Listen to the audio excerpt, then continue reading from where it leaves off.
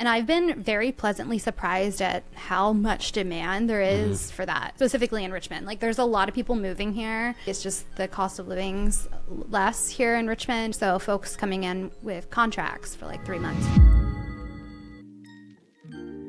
If you had an investor come to you and say, I want to buy 3 or 4 short-term rentals, what would you tell them? Like, and let's think about like the state of Virginia. Would you recommend Richmond? Would you recommend the beach? Would you recommend like Virginia Beach area, the mountains? Like, what are your thoughts on that? I'd probably recommend the mountains first. Those just tend to do really well. There's not a ton of regulation out there yet. And I really want to have a place in Virginia Beach personally. I will one day. That's where I grew up. But the regulations there are extremely hard to get around. Like, they're just very tough regulations in Virginia Beach. I think they are very tight with the hotels, the mini hotels down there. So it's just kind of hard to get a permit. But if you can, you know, there are some gyms that you can find, and you can make a lot of money definitely down there at the oceanfront.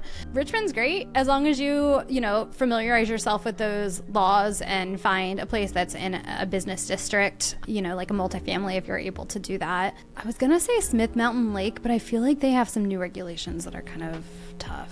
Nova is a good place too.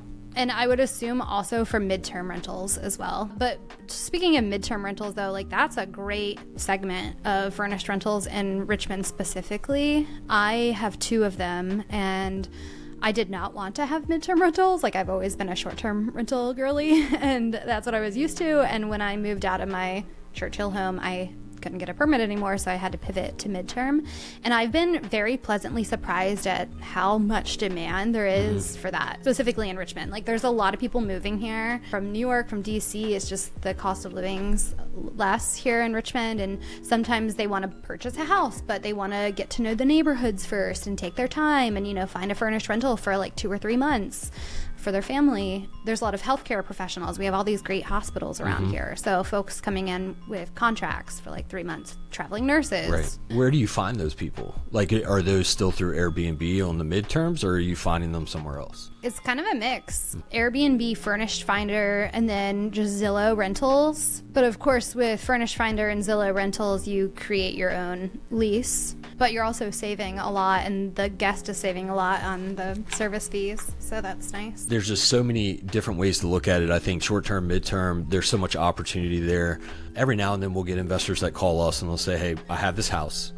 I'm looking at having a short-term, a midterm, or a long-term rental. I will try to learn their goals and see financially, like, what is their goal? How much involvement do they want to have? What are the regulations and the stuff that they should look out for if they want to do short-term or midterm, whatever. There's less with midterm, but if they want to do like short-term. And then the risk, like how much risk they want to take. I don't think either one is necessarily risky. I just think there's more risk, in my opinion, having people in and out on a weekly or half a week or every 3-day basis than having a long-term. But at the same time, you can have long-term renters absolutely destroy a property. I would almost say it's more work to manage. Maybe saying more risk is probably not accurate. There's probably equal amounts of risk in just about each thing.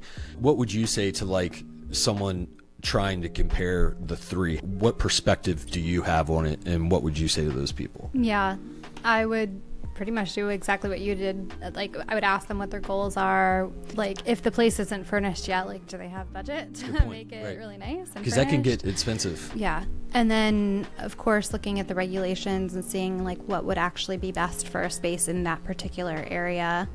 I mean, what I've seen in my own experience is that furnished rentals do substantially better than unfurnished rentals. Right. But it is more work, you're right. But like, hopefully you work with a property manager or a co-host that is adding value to that space. So like, even if you're paying 20% for their service, like they're adding 20% to the value of that experience that guests are paying. And that's the idea, right? It's like, there's no doubt that the short-term rental should, if it's operating correctly, bring in way more cash, right?